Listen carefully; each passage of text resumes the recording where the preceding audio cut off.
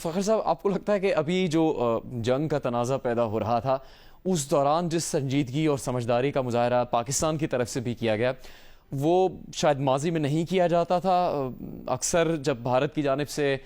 کوئی کوشش ہوتی تھی اور پاکستان کی جانب سے کوشش ہوتی تھی یا کسی معاملے پہ پیش رفت ہوتی تھی تو پاکستان میں بھی ایک مہم شروع کر دی جاتی تھی مختلف حلقوں کی جانب سے، جس میں برا بھلا کہنا، جس طرح آپ اشارہ کر رہے ہیں کہ بھارت میں، انڈیا میں بہت سی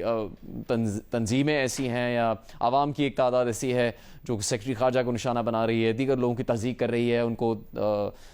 طنز کیا جا رہا ہے۔ پاکستان میں بھی ایسا کیا جاتا تھا جو اب نہیں ہوا، خاص طور پر اگر یعنی مزاح کے طور پر تو کچھ چیزیں سامنے لائی گئیں، لیکن سنجیدہ طور پر کوئی تمسخر اڑانے کی کوشش نہیں کی گئی اتنے سنگین حالات کے دوران بھی پاکستان کی طرف سے۔ تو یہاں پر بھی کیا کچھ بہتری آئی ہے آپ کو لگتا ہے رویوں میں؟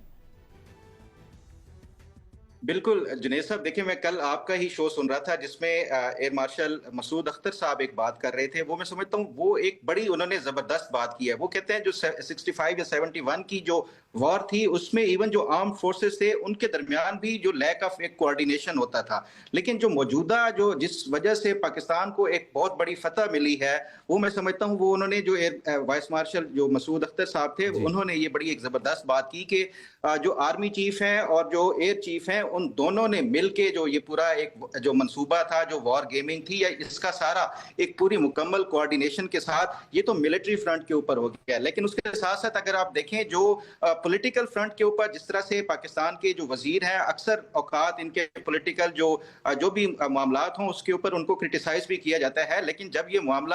جنگ اور ایک دوسرے ملک کے ساتھ جنگ کا آیا ہے تو میں سمجھتا ہوں کہ اس گورنمنٹ نے ایک تو پولیٹیشینز جو آپس میں ہیں اور اس کے ساتھ ساتھ پھر ملٹری لیڈرشپ کے ساتھ کوارڈینیشن ہو یا پھر اس کے ساتھ ساتھ ڈپلومیٹک فرنٹ کے اوپر جس طرح سے پاکستان کے سفیروں نے اور جو پاکستان کی اوورآل یہ سارے تمام تر جو پلیٹ فارمز تھے اس کے اوپر جس طرح سے پاکستان نے پرفارم کیا ہے، میں سمجھتا ہوں کہ یہ بھی ایک بڑا ایک یونیک ہماری جو ایٹ لیسٹ جو جنریشن ہے اس نے ایک بڑا یونیک یہ ایک ایکسپیرینس دیکھا ہے۔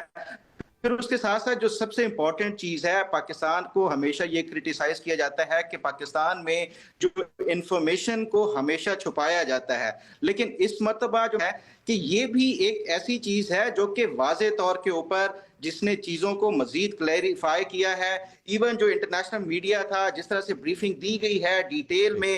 D G I S P R کی طرف سے، ایون جو سی این این کے جو کل آپ جس طرح سے بریکنگ نیوز جو انہوں نے چلائی ہے وہ بھی تمام تر وہ انفارمیشن ان کو پاکستان کی طرف سے یہ پرووائڈ کی جا رہی تھی۔ تو میں یہ سمجھتا ہوں کہ یہ اس طرح کی جو جنگ کے ماحول میں جب آپ انفارمیشن کا جو فلو ہے وہ ایک ٹرانسپیرنٹ رکھیں گے اور لوگوں کو حقائق بتائیں گے، اور یہ میری اطلاع یہی ہے کہ یہی فیصلہ کیا گیا تھا کہ اس مرتبہ ہم کوئی چیز چھپائیں گے نہیں، اگر ہمارا کوئی نقصان بھی ہوگا تو تب بھی ہم لوگوں کو اپنی عوام کو کانفیڈنس میں لیں گے اور بتائیں گے، اور اگر کوئی ہم دشمن کا مار گرائیں گے تو وہ بھی ساری چیزیں ود ایویڈنس یہ سارا کچھ پرووائڈ کریں گے۔ تو یہ میں سمجھتا ہوں کہ یہ پاکستان کی طرف سے وہ پازیٹیوز ہیں جنہوں نے کنٹریبیوٹ کیا ہے، یہ اپنے سے 3 گنا بڑا۔ بات ہوتی رہے گی، جیو نیوز کی خصوصی نشریات آپ سچویشن روم سے دیکھ رہے ہیں۔